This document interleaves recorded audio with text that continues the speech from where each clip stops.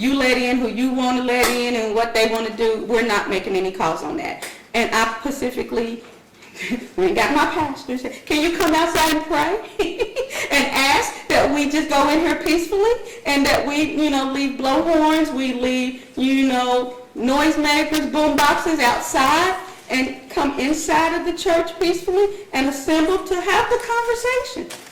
He, of course, came out. And everybody prayed. Everybody bowed. Everybody was reverenced. Everybody cut down the music. And everybody participated in that prayer before we entered. And so then that's what we did. Then at the door, people checked their stuff. We didn't leave it outside because we didn't want it to get stolen and unaccounted for. But they were able to check their stuff once they entered the church. And they kept it in the little lobby area. And then we all entered into their sanctuary. That's all the questions I have. Mr. Rick. Well, I'm curious. Where are you employed again? Fayette County Attorney's Office. There's this guy. He happens to be a boss. Who's the boss of the Fayette County Attorney's Office? Larry Roberts. Would you agree with me that this gentleman right here actually requests is your boss? Yes, he is my boss. So then your boss says, I need you to testify.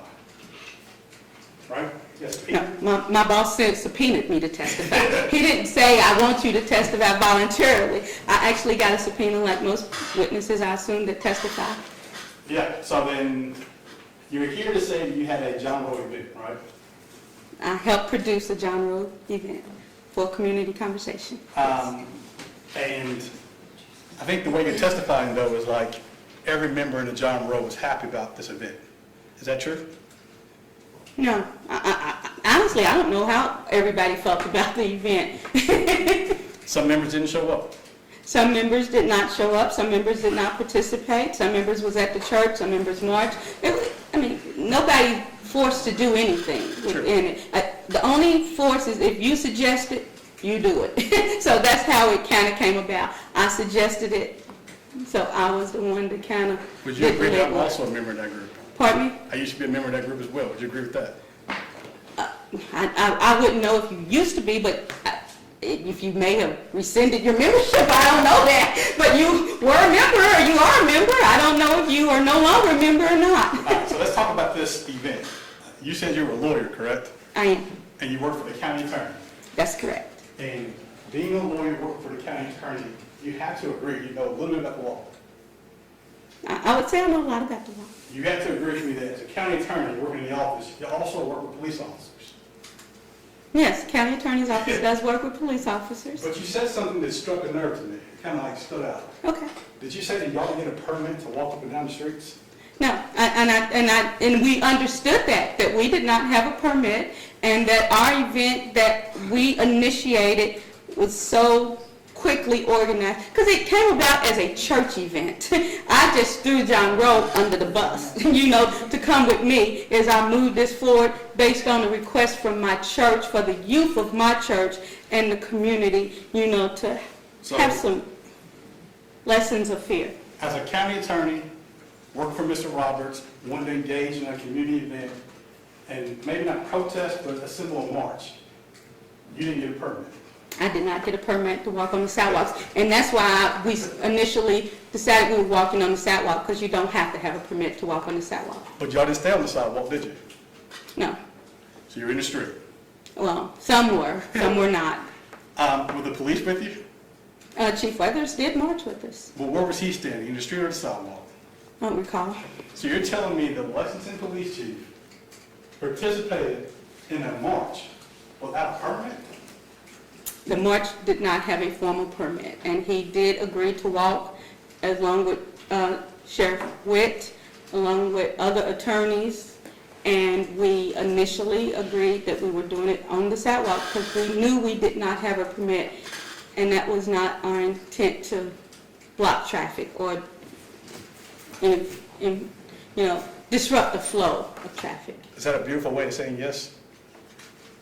He participated in a march without a permit, yes? Yes. All right, you're telling me that the mayor, this city, is a great, wonderful city. She also participated. Actually, no, Mayor Gordon did not walk with us. I don't know why, but Mayor Gordon did not walk with us. She met us at the church. So then I think people were talking about, I think you want to have a community event, you to keep it close to the African-American community at the south. Would you agree with that? Yes, Would you agree, though, historically, most of the African-Americans live on the north and east side of Lexington? well, I will agree that my church is in downtown Lexington, on Main and Jefferson, that, and we're a historically black church, you know.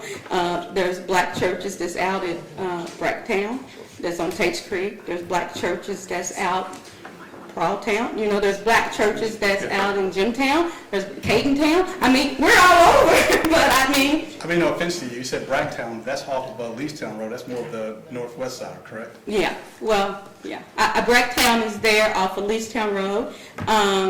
I was meaning Bethsaida, which is off of Jonestown, which is right off of Tate's Creek Road. I agree, that's Reverend Carter. Yeah.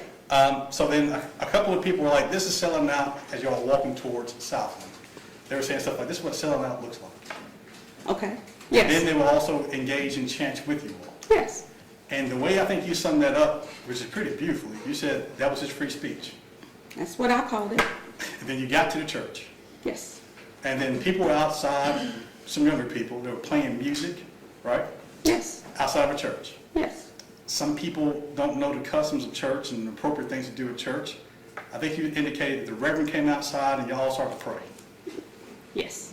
I think you also said that during this prayer, though, those boombox, they had enough respect to turn the music down. Yeah, everybody was respectful for the prayer. All right. Then you went inside a church and people had conversations. Some was disruptive conversations, but some were not loud, some were loud. And then people voiced their concerns and y'all had a meeting, or had a symposium. You had it. It was conducted. Yes. Police Chief Weather was there. Yes. He gave his statements. He made his statements about policing, accountability, color, all of those things. Well, there was a moderator, Professor Cook, who had some pre-questions for the panelists. You know, the 6 panelists was there and on the panel, and she had some pre-questions for them, and some got to answer, some didn't get to answer because of, you know, crowd noise and disruptions. Heckling. Pardon me? Kind of heckling. Heckling. Yeah, that's a good word for it. One of the persons that actually spoke there, I think towards the end of the event, was Sarah Williams. Yes. Then after the symposium, everyone sat around and had conversations about the future. About what? About like society, the coming together, kumbaya. Everyone's just sitting outside talking after this event.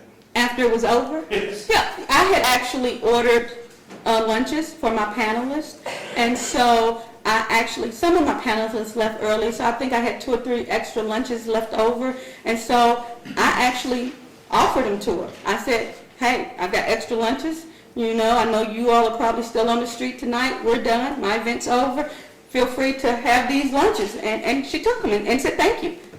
Nothing disrespectful about it at all. Okay, I see it. All right, my first witness. You may. Are you familiar with arrest citations?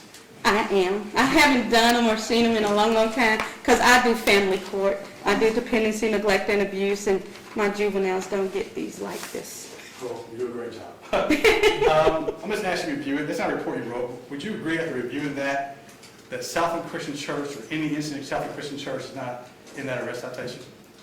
Right. The location and violation of arrest are Bar Street and Limestone on both citations. But nothing in that citation suggests that something happened in Southland Christian Church. Would you agree with that? Well, I haven't read the citations, but Take if your you time and say just so. read those, then we- Oh, you want me to actually read them? Now, out loud, just to yourself. Okay. You took your glasses off to read?